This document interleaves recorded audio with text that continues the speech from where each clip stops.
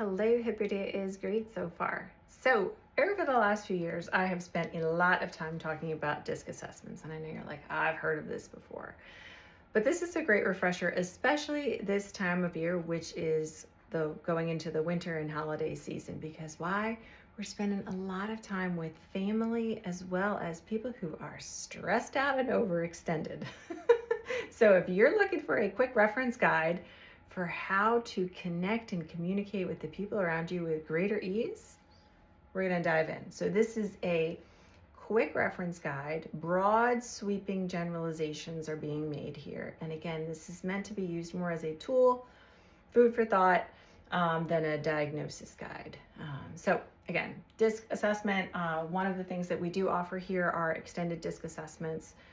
Generally speaking, if you take a DISC assessment, it shows you your natural versus your adapted style for communication.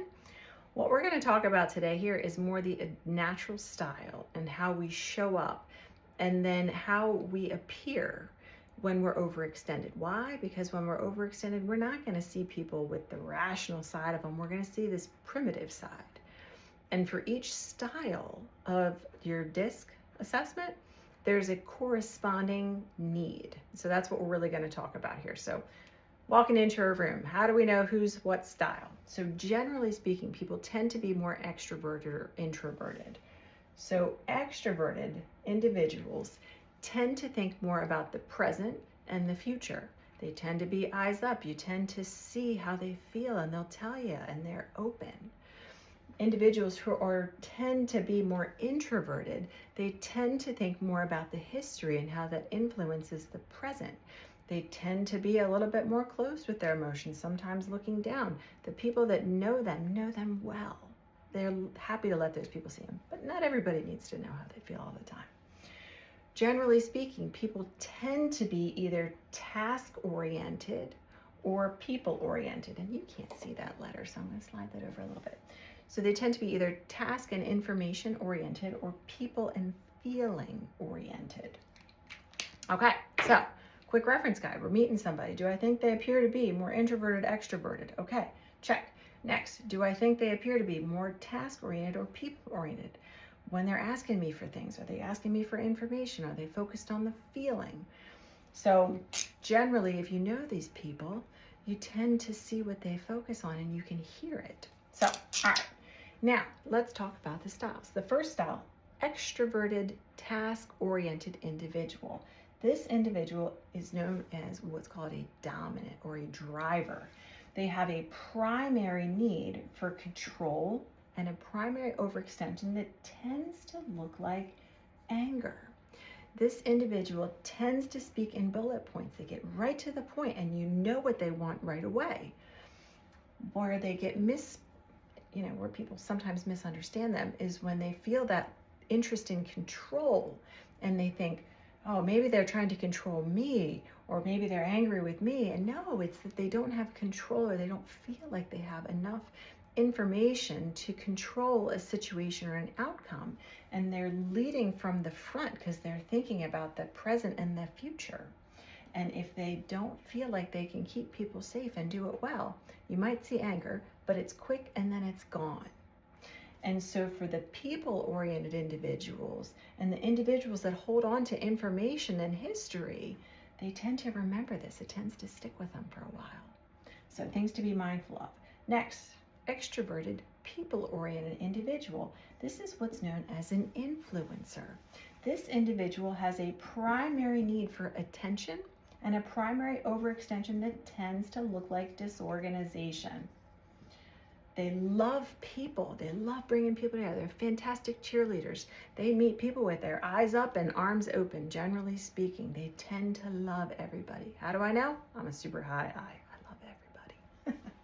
My overextension is disorganization. I didn't make this up. And what happens is, we like to feel good and we're thinking about the present and the future. And so we've got our eyes up. And so sometimes if there is an unpleasant task, sometimes we go look for something fun that feels good and is associated with people.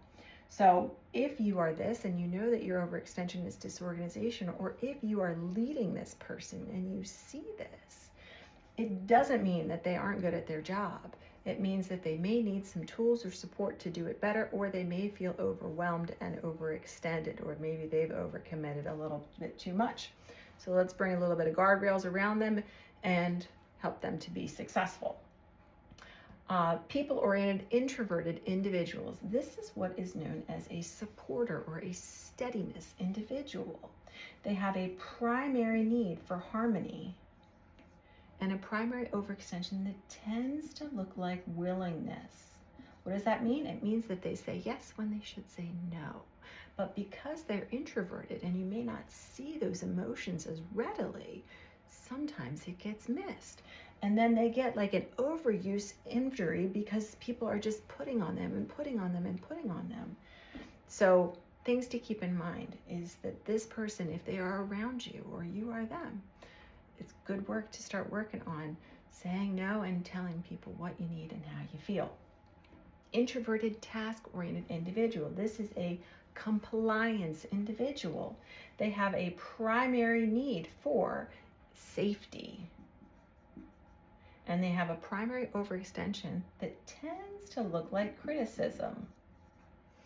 So they are fantastic at providing numbers and information and collating all of this historical information and making it beautiful for the people around them.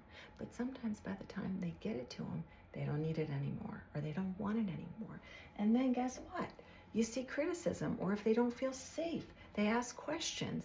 And then some of these people don't like it when they ask those questions. So when we start to look at the overextensions and the behavior that we're seeing, we can use this information to help us build better relationships for these individuals by helping them meet those primary needs for control, attention, harmony, or safety in a given situation. Now, one step further, another step further. Each one of these styles has a response style. So, anger, guess what you're going to see here? Fight. Guess what you're going to see here? Attention, disorganization, flight. Here, you're going to see fawn, and lay down. And up here, you're going to see fear. You ever see any of those behaviors from these individuals? They're overextended, or maybe you're overextended. So this is part of why we say wellness is so important, so that you can show up grounded, ready, willing, and able to pause, ask questions. What am I seeing? Why am I seeing that behavior? Communication and connection are international markers for wellness. We can use this to build better relationships and conversations at home and at work. So other things, and I just learned this week, and it was so hilarious that I had to make a video to share. So other things, each one of these styles also has a correlating bird. So the D, the dominant individual, is an eagle. Bold, you can't miss an eagle. The high eye, again on the high eye, so this is kind of hilarious to me, is a parrot. The steadiness supporter individual is a dove. And the compliance individual is an owl. So when we start to think of people as these birds instead of as these, people that are doing these things that are making us feel a certain way, just, picture the bird. It'll make it easier, probably. So when a person starts asking you questions, they're not questioning you, they want information. When they are calm and steady and, being there and supportive, fiercely loyal for a lifetime. Stuff. Loud, talkative, parrot, and then up here the eagle. So hope you like this quick reference guide. If you would like to take a DISC assessment, it is a fantastic tool. It's generally pretty accurate over a lifetime, about 80% accurate over the course of a lifetime after the age of 10. I've done this with couples, I've done this with community, with organizations and groups and partnering sessions for projects and things like that. So I think it's a very valuable tool.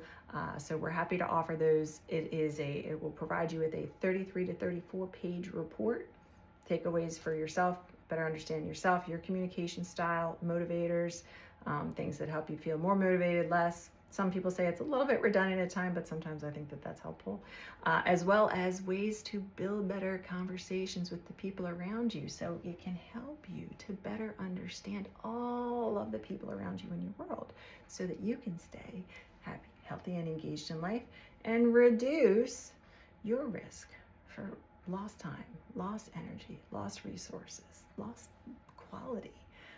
So thanks for watching, staying with me the whole time, and I hope that your day is amazing. Cheers.